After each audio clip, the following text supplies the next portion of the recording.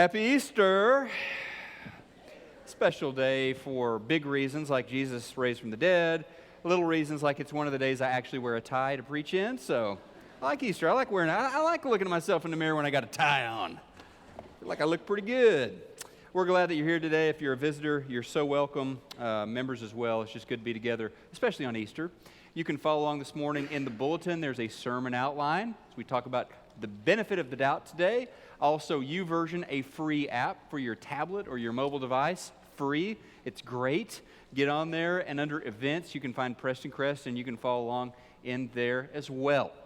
And wherever you are at on that continuum of belief, disbelief, we're glad that you are here.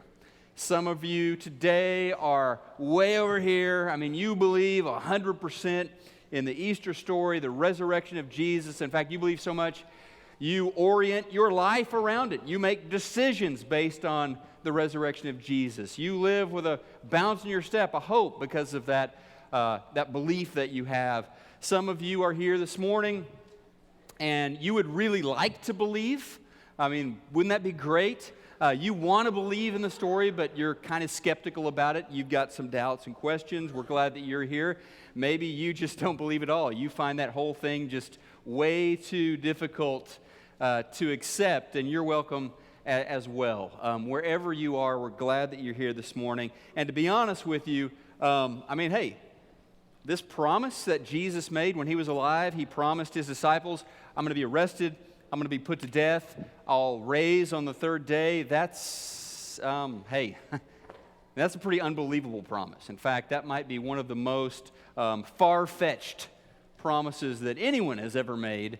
So I can see how you would have trouble believing that. And then the idea that it actually happened, that he made that promise, and then he made good on a promise to raise from the dead on the third day. Yeah, that is extraordinary, amazing story. And I can see why people would struggle with having some doubts about that. So if you've got some doubts, you're in good company.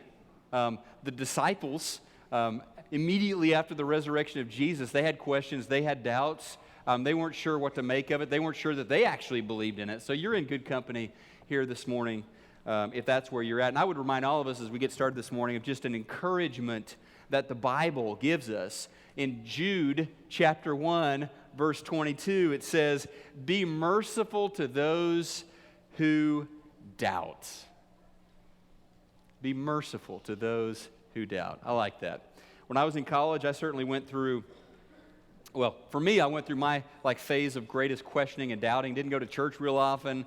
Wasn't sure that I believed in the Bible. Wasn't sure that I believed certainly in the resurrection, and didn't know whether I really believed in God or not. And kind of, I grew, I think, in my faith, and it kind of became my own, and I became more and more sure of that and deeper in a relationship with the Lord. Then I went to graduate school at OU, the philosophy department at OU, where I was getting my PhD, and I was surrounded by friends and colleagues who were pretty skeptical about a lot of the claims of Christianity, perhaps even beyond that, just real cynical about all of that stuff. But God loves us wherever we're at on that continuum of belief or unbelief. He loves us.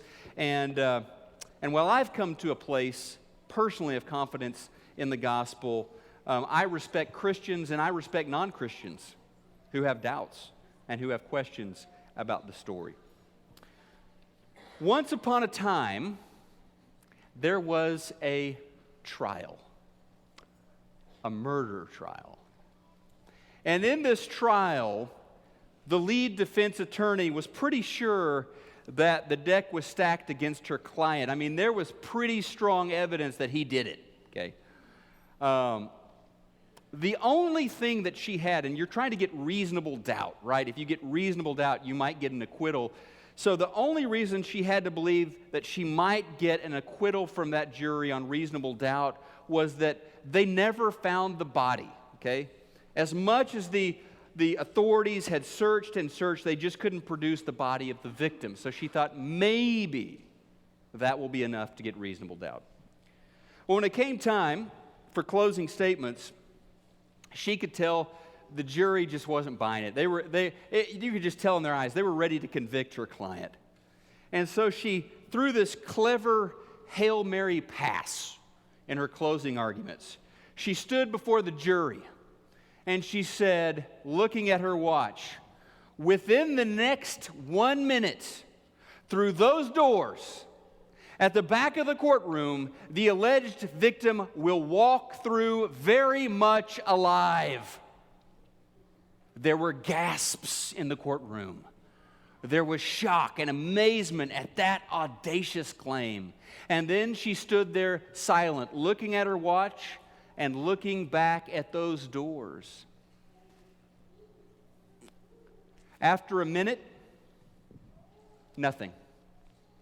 Nobody came through those doors. And she turned to the jury and she said, I made that up about the victim walking through those doors. I made that up.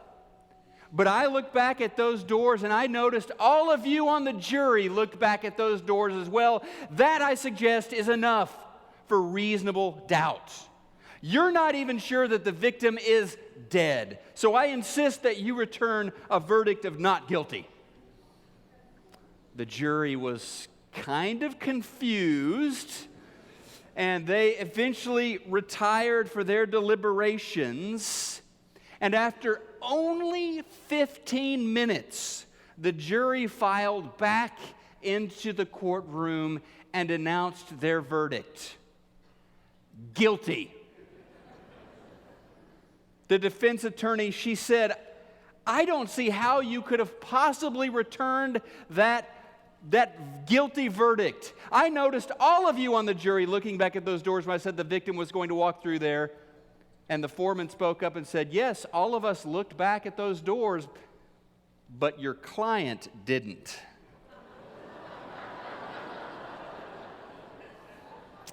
Yeah. So there are doubts, right? There are reasonable doubts, and then there are not reasonable doubts. And I don't know which kind of doubts you have, but this morning we're going to talk through some doubts that the disciples had and maybe you have about the story, and think about what we're going to do with those. In fact, I think on any issue of real importance, of real substance, we should have doubts. I think doubts and questions serve us well. I think they're helpful to us. Certainly the poster child for doubt when it comes to Easter is this guy named Thomas. He even got the moniker Doubting Thomas. And I'm convinced that Thomas could be, or maybe should be, the patron saint for my home state of Missouri. Missourians, we're known as being the show me state. We need evidence, right? We need to be shown. We're not just going to believe anything. We're not just going to be gullible. And Thomas was that kind of guy. He was skeptical. He wanted to be shown some proof that Jesus was actually alive. We'll talk more about him in a moment after we watch this video. Thomas recorded this story for us in John. So John writes in John chapter 20, starting in verse 20. Listen to this. Verse 24, rather. One of the disciples, Thomas, nicknamed the twin, was not with the others when Jesus came. They told him, "We have seen the Lord." But he replied, "I won't believe it unless I see the nail wounds in his hands, put my fingers into them, and place my hand into the wound on his side." 8 days later, the disciples were together again, and this time Thomas was with them. The doors were locked, but suddenly, as before, Jesus was standing among them. "Peace be to you," he said. And he said to Thomas, "Put your finger here and look at my hands. Put your hand into the wound in my side. Don't be faithless any longer, believe." "My Lord and my God," Thomas exclaimed. Then Jesus told him, "You believe because you have seen me. Blessed are those who believe without seeing me." So obviously Thomas, who was a doubter, who was a skeptic, became a believer. We see that in this story. So again, I think what we take away here is it's okay to doubt. It's okay to have questions. I mean, when Jesus finally comes to Thomas alive, resurrected, does Jesus wag his finger in Thomas's face and say, "I can't believe you. How dare you doubt?" I mean, does he chew him out? Does he get in his grill and really tell Thomas? No, he doesn't. He acknowledges his doubts. He names his doubts. He says, "That's okay. Here, put your hand right here. Feel this scar here. And here's where the spear ran through me. Touch that. Know that I'm here. Know that this is real." I don't know about you, but I am glad that the Bible tells us about the questions, tells us about the confusion, tells us about some of the doubts of the early disciples. I like that. I'm glad the Bible does that, because it lets us know not only is it okay to have some doubts, but I think the Bible lets us know that doubts can be a good thing. Doubts can be helpful to us. They are not enemies of faith, but actually they can help our faith grow as we ask questions and as we explore. So let's talk for a couple of moments today about having room for doubt, or maybe better, some rooms for doubt. The first room for doubt, let's label this as being skepticism. This is where Thomas was at, skepticism. A skeptic is someone who demands evidence to support claims before they accept them, okay? They need evidence. It's good to be a skeptic, all right? We're in, as you know, no doubt, we are in a presidential election year, and it is good to be skeptical about some of the promises that candidates make, right? I mean, it's good to say, hey, I want to look at your track record. I want to make sure that what you're saying today matches up with what you were saying 2 months ago or a year ago. It's good to be skeptical about your politicians. It's good if you feel like, hey, the last couple of months my electric bill has been coming in pretty high. I'm not so sure, but what there's some mistake being made by the electric company. It's good to be skeptical. It's good to ask questions. It's good to make phone calls. It's good to say, I'm not sure this adds up. Skepticism can be helpful in a lot of areas in life. It can help us grow. It can help us find answers. What's not so helpful is the next room for doubt, and that is cynicism. Cynicism. A cynic is predisposed to reject claims either before the evidence is heard or in spite of the evidence or in spite of partial evidence. They're basically intentionally doubting what they hear. And you probably know some cynics. You may be a cynic. That's okay. There are probably some reasons or experiences in your life that have brought you to that place of cynicism. But cynicism goes beyond reasonable doubt. Cynicism is a choice to doubt in spite of the evidence. Here's just one example. Okay, according to the Old Testament, God performed a bunch of miracles, right? When he was delivering his people from slavery in Egypt. The plagues, remember those? The shock and awe campaign that got Pharaoh to relent and release the Israelites. There was, of course, the opening of the Red Sea. Amazing stuff. And according to the biblical account, there was a group of Israelites who still wouldn't believe. They had seen all of this stuff. They'd experienced it firsthand, but they were just kind of, arms crossed like, not so sure about all this God stuff in spite of all that I've seen. The Bible says in Numbers chapter 14, verse 11, records this: the Lord said to Moses, "How long will these people treat me with contempt?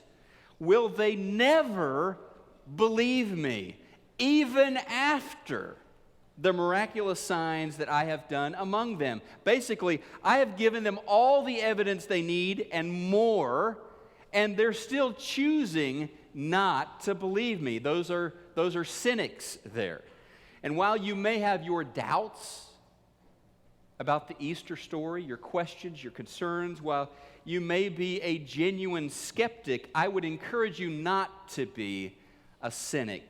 not to close yourself off from the possibility that the Easter story is in fact true.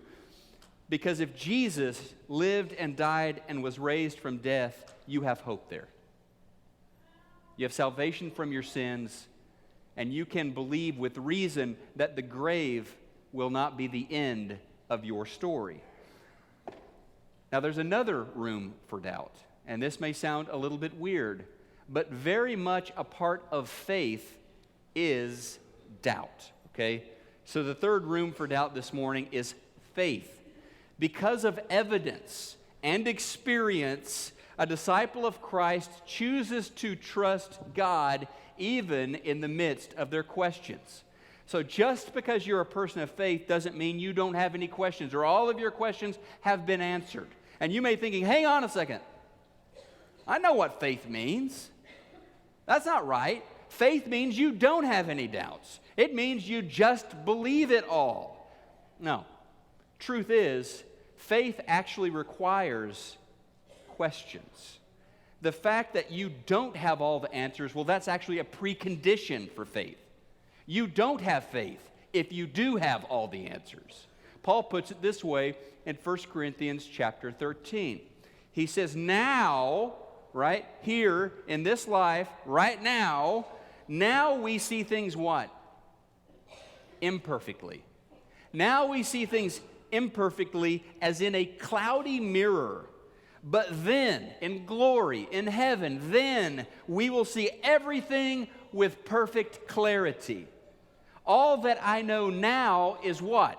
Partial and incomplete. All that I know now, this is Paul here, all that I know now is partial and incomplete. But then I will know everything completely, just as God knows me now completely. So check this out. As long as you have faith, you will have some questions. Those two go together quite naturally.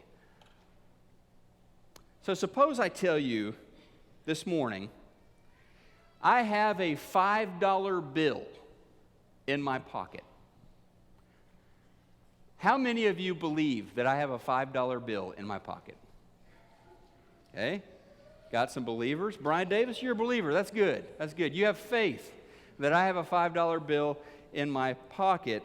Unfortunately, I am now going to have to destroy your faith, Brian Davis. Destroy your faith because check this out. What is this? It's a $5 bill.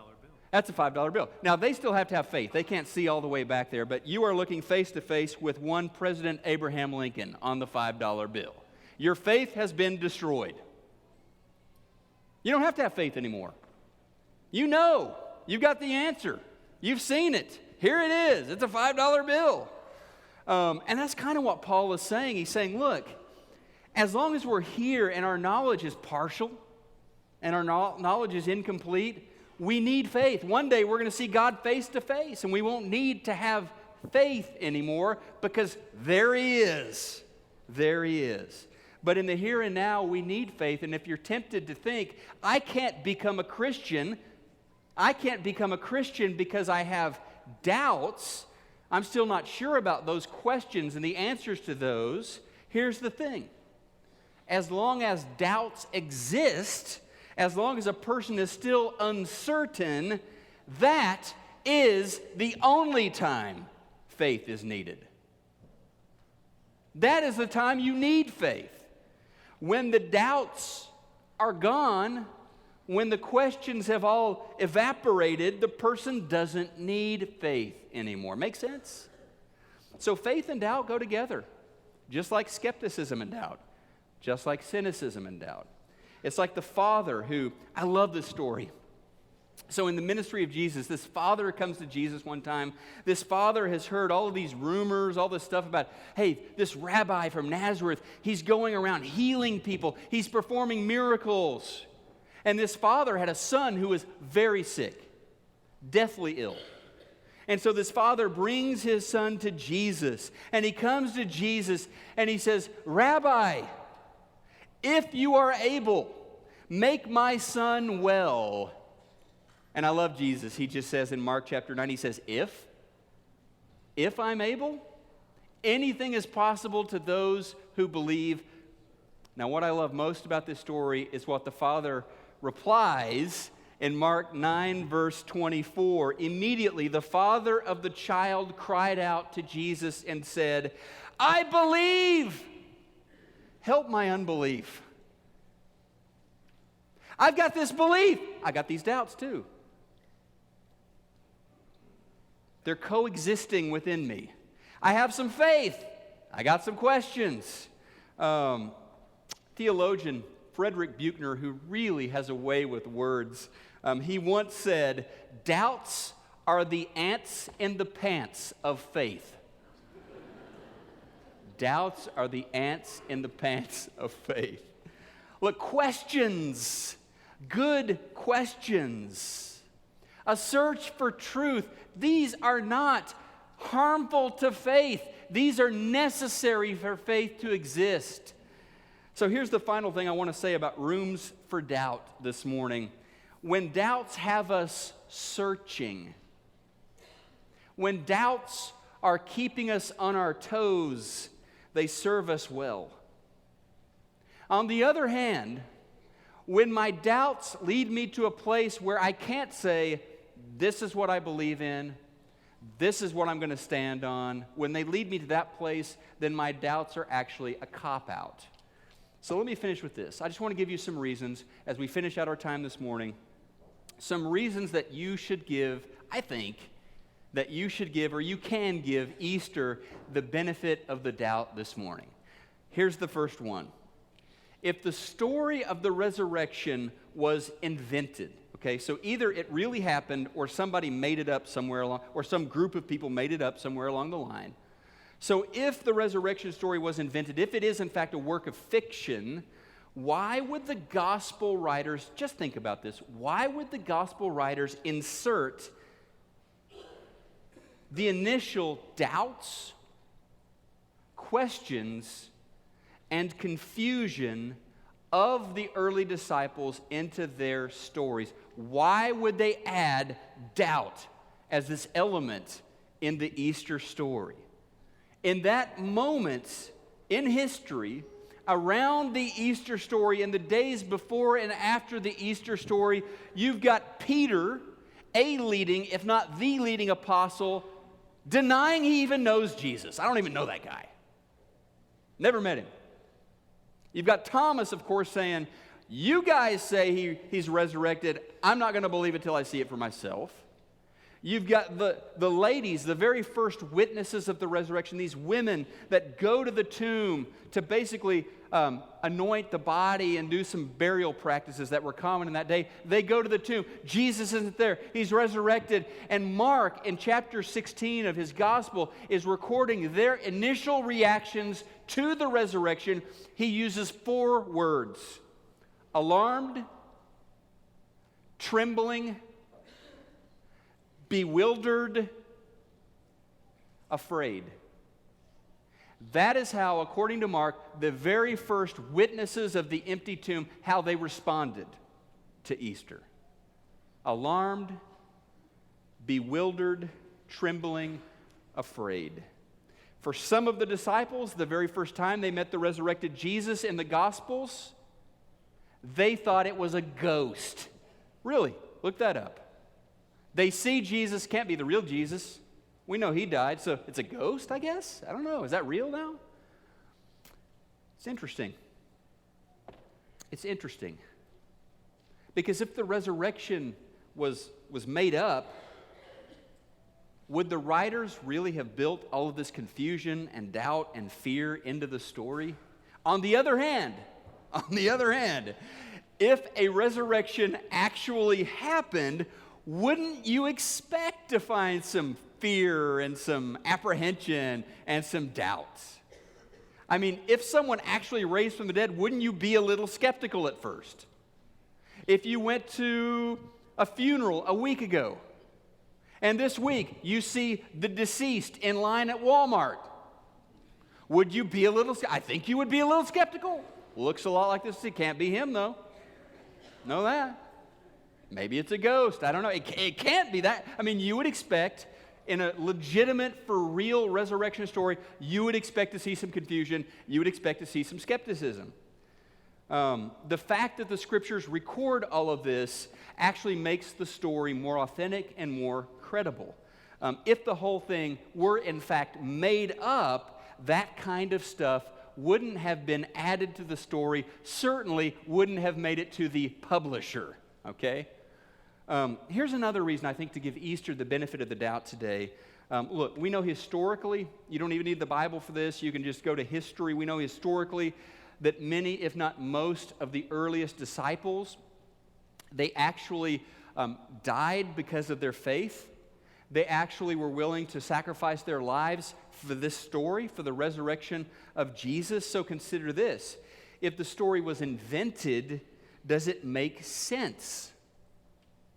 Does it make sense that those same people who contrived the story would then sacrifice their lives for that fiction? I'm just asking. So it's another reason to give Easter the benefit of the doubt. In the earliest days of the Christian faith, the powers that be were committed to the destruction of Christianity. They wanted it wiped out. The Romans, during certain periods, actually made it a crime to be a professing Christian. You know, they fed Christians to the lions. They put believers to death if they would not disavow this story. You know, acknowledge Jesus really wasn't raised from the dead. Just say that and you're okay. But they wouldn't. And so they kept going to the electric chair of the Roman Empire, whether it was the lions or being turned into a human torch or whatever, to pay the ultimate price because of their belief that Easter was real. And instead of the empire extinguishing the Christian faith, destroying the church, you know, I know, the church experienced explosive numerical growth all over the Roman Empire, all over the ancient world. So here's the question. How did a small movement, second question there on the outline, how did a small movement born in a backwater province of the empire, whose leader was executed as a criminal, how did that faith become the dominant faith of the Roman Empire in just a few centuries? And here's the second question to that. Would the resurrection of Jesus help explain the phenomenal growth of Christianity?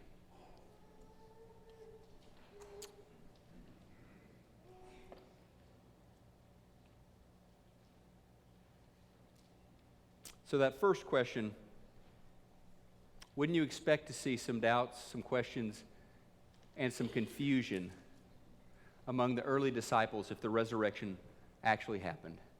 That second question, if the story was invented, does it make sense that those who contrived it would give their lives for that story? The third question, how did this small movement, leader executed as a criminal, how did that become the dominant faith of the Roman Empire? And the final question has to do with this. I can affirm to you, for me, personally, my story, Jesus has changed my life. He's changed my life. The resurrection of Christ has made me a better dad, a better husband, a better friend, a better person. That's my story. And millions of others testify that's their story too. So here's the final question. Are the millions who claim that their lives have been touched by the power of the resurrection deluded or lying? I mean, maybe they are. I'm not giving you an answer there. Maybe they are. But if all of those people, if all of us are wrong, then we are either deluded or we're just not being honest with you, telling you that we believe in this story, right? So is that what you think? That all of the people who claim the resurrection has changed their lives are deluded or lying? And I mean, yeah. Maybe I'm a little crazy. Maybe I'm a little off for believing this Jewish carpenter born to a peasant family in Israel, that he's the Messiah, that he's the Son of God, that he lived a perfect life, that he taught this ethic of love, that he gave his life for my sins on the cross, that he was raised 3 days later. Maybe I'm just wrong. And maybe I'm not. Maybe that's exactly what happened. One thing I can tell you truthfully from the bottom of my heart is the resurrection of Jesus has changed me, and has changed my life. And so many others can say the same thing. So wherever you find yourself, again, on this range of, belief to unbelief, wherever you're at on that spectrum, all I'm asking you today is just not to close your heart and your mind to the possibility that the Easter story is real, that it happened. I hope you will give Jesus. I hope you will give his resurrection the benefit of the doubt. This morning, if you're ready to cross that line of faith, go public with your faith in Christ. Yes, I believe in Jesus. I may still have my questions. I may still have my doubts, but I'm a believer. If you're willing to do that this morning, if you want to put on Jesus in baptism, which essentially baptism in water is a reenactment of the gospel story. Jesus died. Jesus was buried. Jesus was raised. In baptism, the old man of sin dies, is buried with Jesus. Sins are washed away, and you rise up to a new life. You basically reenact the gospel. If that's something you want to do today, we would love to help you with whatever your need, however you want to respond to the Lord, as together we stand and together we celebrate Easter.